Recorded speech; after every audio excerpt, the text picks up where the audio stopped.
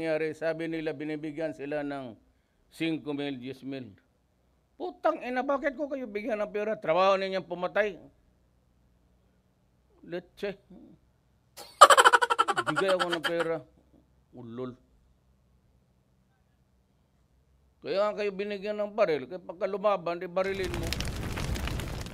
Alam ninyo, ang pulis bibigyan mo ng pera. Yan sila. Kasi pag walang trafficking, walang buy and sell, walang trafficking, walang mangyari.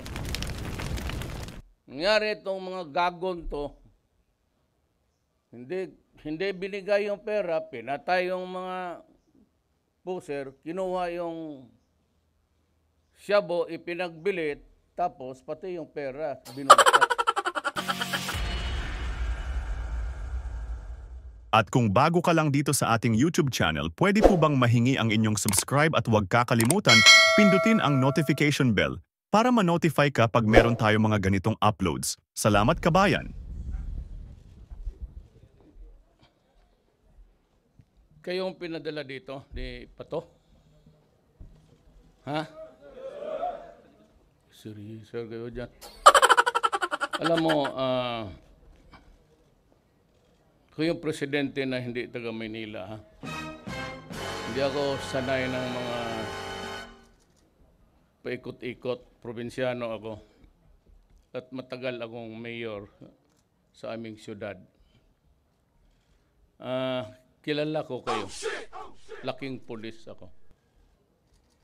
Ayaw ko na lang magyabang kung bakit. Pero laking pulis ako. Tatay ko noon gobernador. Ako na mayor at tagal. Alam ko kayo diretso-diretso. Alam mo, kayo pumasok, sa isip siguro ninyo, paging pulis, pag may baril, may badge, yun na yun. At naghahanap ng hanap buhay, dagdag sa sahod ninyo. Alam ko na ang sahod ninyo maliit. Kaya nga ako naghanap ng pera at inuna ko kayo. Talagang kayo by the end of this year, dublado na ang sweldo ninyo. Kaya naman, meron talagang mga kagaya ninyong mga ulol na ugok. Putang ina, hindi kayo na gusto niyo mas habang pulis kayo, mas marami.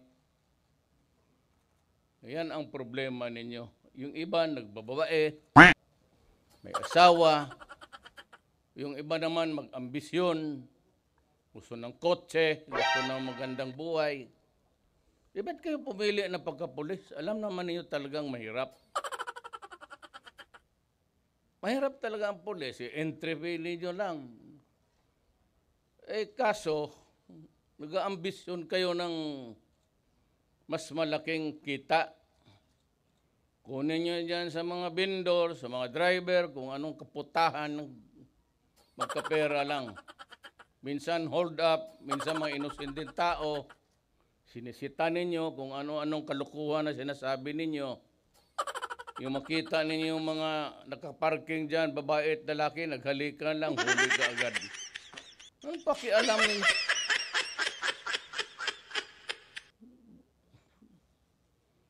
Maghanap kayo ng mali para magka-pera.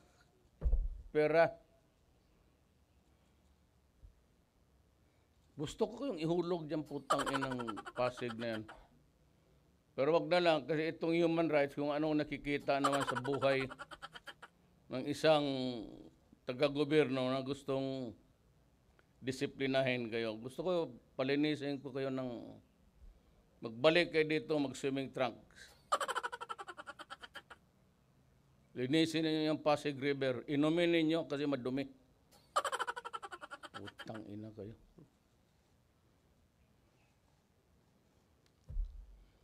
Yang bata pa naman kayo lahat. Kailangan ko ng pulis sa South. Kulang ang pulis sa Basilan kasi maya't maya pinagpaputok-putok yung mga istasyon doon, ubos. kayo lahat ngayon nandito, kasali kayo sa task force sa South. Padala ko kayo sa Basilan. Tumira kayo doon ng mga 2 taon. Kung lumusot kayo buhay, balik kayo dito. Kung doon kayo mamatay, sabihin ko sa pulis, wag na magasto na para dalhin pa kayo dito. Doon na kayo ilibing. Wala naman kayong mga... Doon niyo ipakita yung kalokohan ninyo. Hindi ako mag-retraining. Anong i-retraining ko sa inyo? Putang ina, tapos na nag-training ninyo araw-araw. Ano retraining ko? Yung utak ninyo.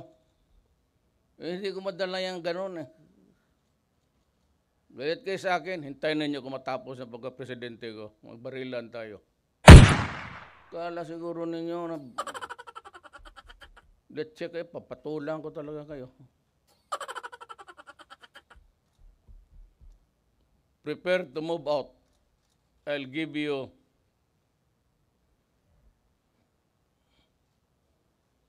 2 weeks from now, 15 days. Ano na kayo, start to move out. If you do not want to go there, go to your superior officer and tell them that you are going to resign. Otherwise, ayaw ninyo, hanapan ko kayo ng mali. Kayo nandito, magago kayo. So meron talaga ako masilip. Either I will dismiss you. Alam mo, kailangan ng Pilipinas, isang squad ng Army, Navy, pati Air Force, Police, to keep track of you. Kasi karamihan ng mga police, yung na-dismiss, yon ang mga sindikato kasi may alam kayo. Kayo ang pinakadelikadong kriminal pag naalis sa pulis. Alam ninyong pasikot-sikot eh. Alam ninyo kung putang ina, papatayin ko talaga kayo harap ng Pilipinas. Kayo ang magdroga-droga, anak ng pasensya na lang. Hindi ako magdalawang isip. Kayo ang extrajudicial killing talaga. Totoo yan.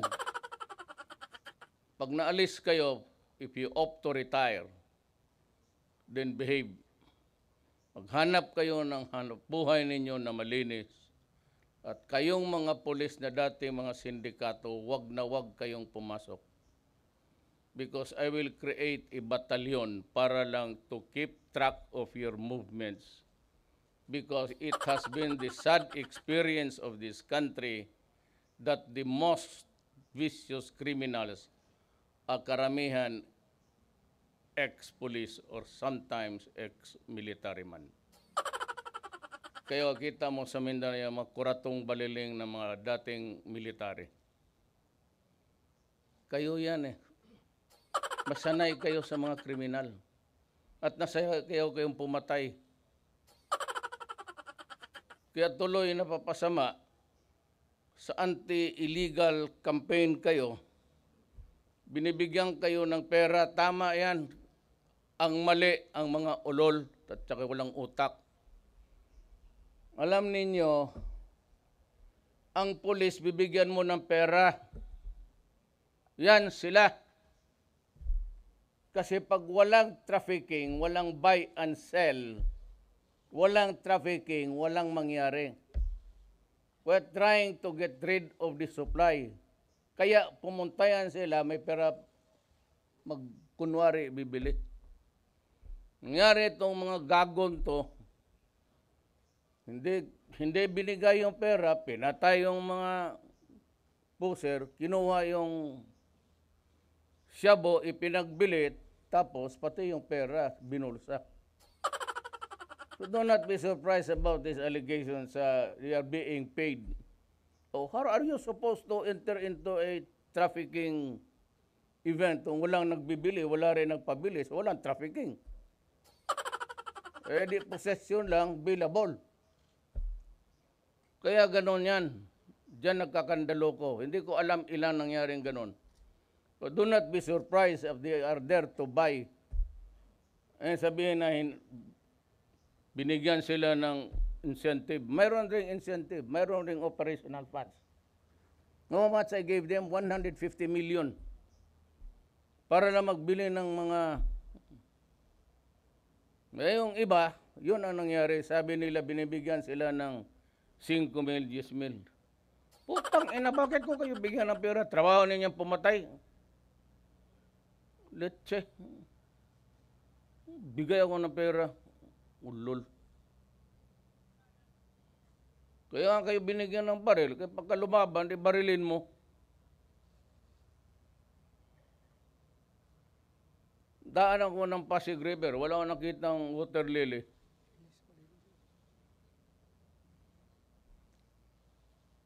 So, prepare to move out. Doon, makita mo yung kagaguhan mo doon. Kwentro mo doon, Abu Sayyaf. Pati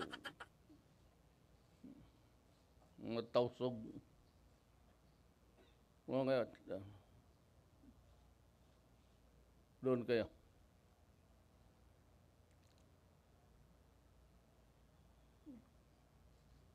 Tangina ninyo. Buisit kayo. Ano, 2 taon lang sa pulis, gusto kotse kaagad. Gusto ng bahay. So, mga maggago na ulol kayo. Kaya nga nag-i-standby, nagpapatrol na, nandyan sa mga barbar. Kaya yung mga magaganda dyan, gusto ninyo, inyo. Wala kayong pera, ayan. Ewan ko ilang tao na pinatay ninyo na inosente na walang kamuang-muang. Oh shit! Oh shit! Pero kung hindi ko kayo palusutin, sa totoo lang. Pag ninyo akong hamonin ng barilan, talagang papatulan ko kayo, mga putang ina ninyo. Hintayin ninyo ako, 6 years from now, kikita tayo ulit. Let's kayo. Sabi ko, hindi ako yung presidente na galing dito, ha? Yung mga pitsugin. Na pinipili lang ng mga mayaman dito sa Manila kung sinong kandidato nila. Ako'y hinalal ng tao. Hindi ba matalo sa pagmahal lang sa pulis? Kita mo ang Davao. Walang abusado, walang checkpoint, wala lahat. Buhay ng mga tao doon.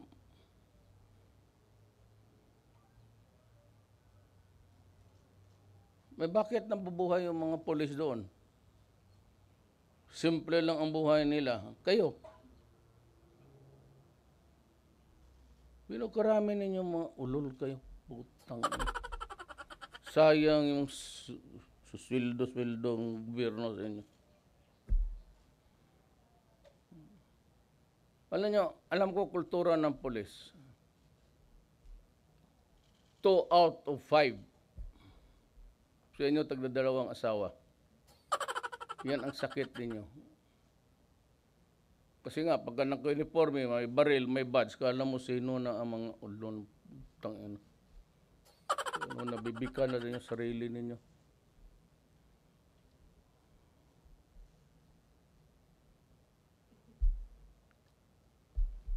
Tumindig kayo dyan. Maghintay ako pag kausapin ko kayo. Huwag kayong umalis dyan. Yung ganong porma na yan. Putang, buhusan ko kayo. Pag may nakita ako, nag-relax sa sipain kita. Tignan.